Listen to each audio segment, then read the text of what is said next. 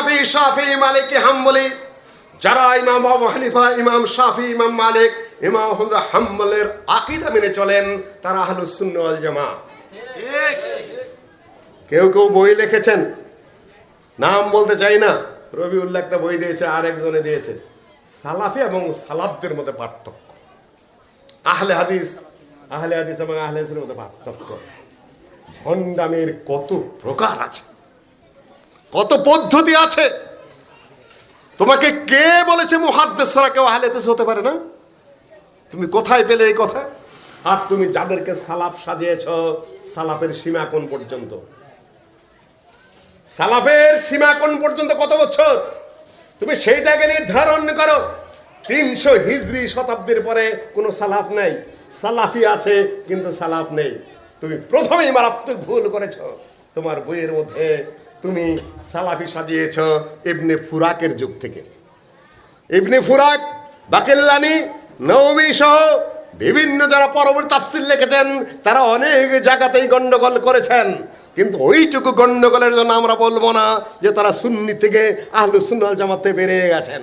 ত্রুটি বিচ্যুতি হতেই পারে, কিন্তু আমরা সালাফের যুগ বলতে আল্লাহর নবী সাহাবীদের যুগ, তাবেঈদের যুগ, তাবেঈদের যুগ, আতবায়ে তাবেঈন, কোন রওয়ায়াতের মানদণ্ডে পড়তেও পারেন, নাও পড়তে পারেন, কিন্তু যদি আমরা ইনক্লুডেড বলি, এমনকি অ্যাকোমোডেটেড বলি, তাহলে 300 হিজরি শতাব্দী পর্যন্ত সালাফদের যুগ চলতে পারে। যখন 6 ইমাম যে পর্যন্ত মারা গেছেন, ইমাম বুখারী, মুসলিম, আবু দাউদ, নাসাই, তিরমিজি, ইবনে মাজাহ, ইমাম নাসাই 303 হিজরিতে মারা গেছেন। এরপর আর কোনো সালাফ নেই, এরপরে সালাফি আছে, কিন্তু সালাফদের যারা অনুসরণ করেন তারা সালাফি, তাদের সীমা ওই পর্যন্ত 300 হিজরি পর্যন্ত। আর যত বেদাত, যত কুচিন্তা, যত মাযহাব, যত কথাবার্তা সৃষ্টি হয়েছে, সব 300 হিজরি শতাব্দীর পরে 4th হিজরি শতাব্দীতে।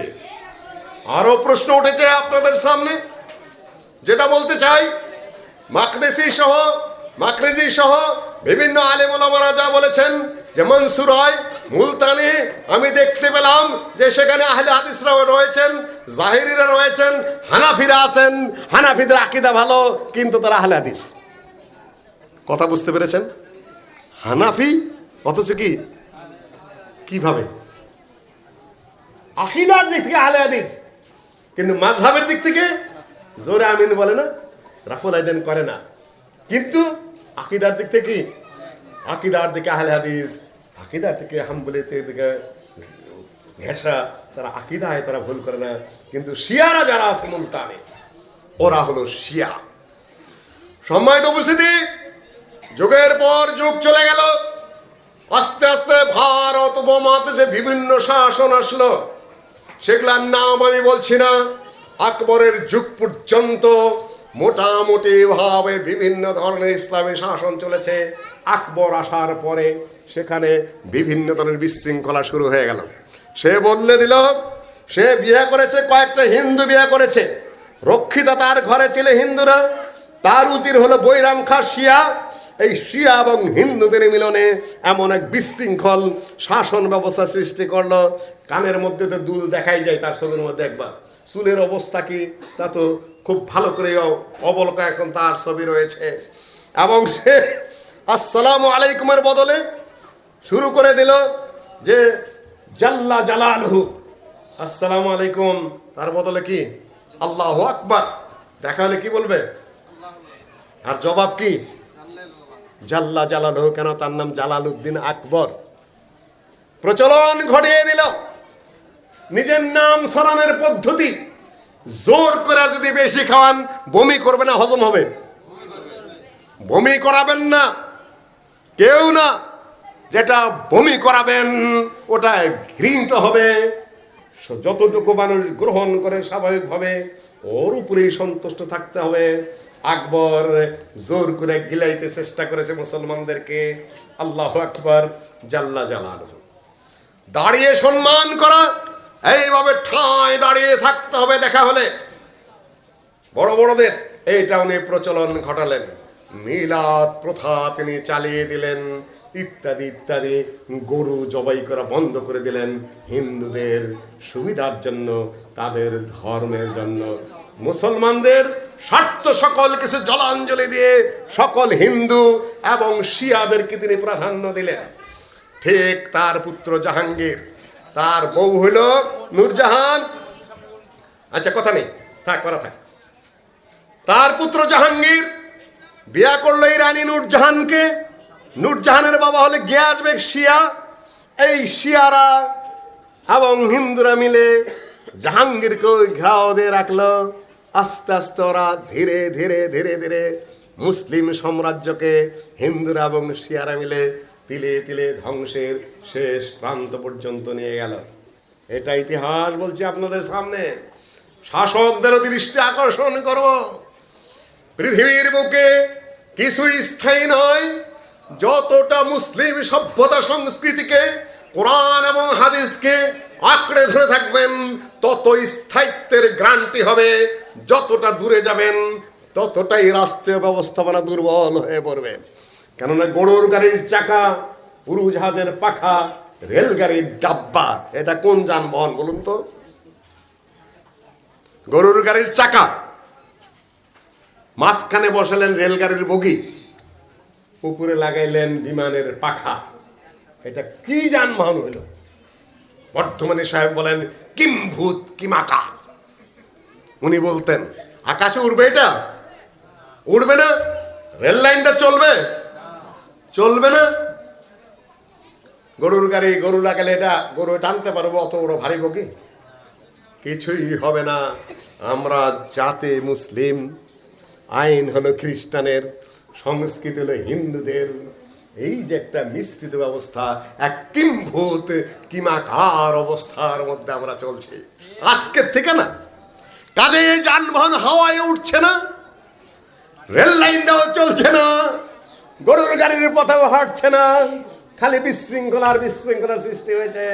এটাকে ধীরে ধীরে একটা সিস্টেমের মধ্যে নিয়ে আসতে হবে, যাতে এটা সঠিক এবং সুস্থ গতি পেতে পারে। সম্মানিত উপস্থিতি, তখন এক মহাবীর সংগ্রামী শেখ আহমদ সরহন্দি, তিনি এর বিরুদ্ধে প্রকাশ্যে কথা বলা শুরু করলেন। মানুষের সামনে মানুষের সাজদা চলবে না, মানুষের সামনে মানুষের দণ্ডবত দাঁড়ানো যাবে না, মানুষ মানুষের সামনে মাথা নত করবে না, মিলাদ পড়ানো যাবে না, সকল অফিসারদের সালাত আদায় করতে হবে জামাতের সাথে। জামাতে কোনো অফিসারের সালাত এ দেশে চলবে না, ইত্যাদি ইত্যাদি দাবি করলেন। কখন জানেন? ওনাকে জেলখানায় বন্দি করে রাখা হয়েছিল। জেলের দারোগা রিপোর্ট দিয়ে দিলেন জাহাঙ্গীরের কাছে, এ তো মানুষ না, এ তো একটা ফেরেশতা। ভিতরের যত খারাপ মানুষগুলো এই ফেরেশতার সংস্পর্শে সব তো ভালো মানুষ হয়ে যাচ্ছে। জাহাঙ্গীর বললেন যে তাই নাকি? এত বড় একটা দিনদার পরহেজগার ভালো মানুষকে বন্দি করে রেখেছি, এখন তো ওই জ্ঞান নাই মানুষের। কে আলেম, কে জাহেল, কে ভদ্র, সে জ্ঞান মানুষের লোপ পেয়েছে। সেই যুগেও মানুষের মধ্যে এইরকম একটা কমন সেন্স ছিল। দ্রুত গতিতে সম্রাট জাহাঙ্গীর নির্দেশ দিয়ে দিলেন যে তাকে মুক্তি দিয়ে দেওয়া হোক। মুক্তি দিয়ে দিলেন গোয়ালিয়রের জেলখানার থেকে। তিনি চলে আসলেন তখন খুররুমকে, শাহজাহান যখন পরে বাদশা হন, সম্রাট শাহজাহান, রাজপুত্র তাকে স্বাগত জানিয়ে নিয়ে তারপরে ঢুকালেন। কিন্তু ওই যে এটা উপরের যে ওটা একটু নিচা করে রাখছে আর কি, যাতে ঢোকার সময় মাথা নিচা করে ঢুকতে হয়। চৌকাটটা অর্থাৎ যে গেটটা করে রেখেছেন ওইটা নিচা করে রেখেছেন, যে এমনি তার মাথা নত করবে না, একটু বাধ্য করা হোক। উনি ঢোকার সময় হাঁটু বাঁকা করে ঢুকলেন, গা সোজা করে। ভিতরে ঢোকার পরে বললেন এগুলা সেরেকি কাজ। মানুষের সামনে মানুষ মাথা নিচু করবে না, মানুষ মানুষকে সাজদা করবে না, মানুষ মানুষের সামনে দণ্ডবত দাঁড়াবে না, মিলাদ পাঠ চলবে না।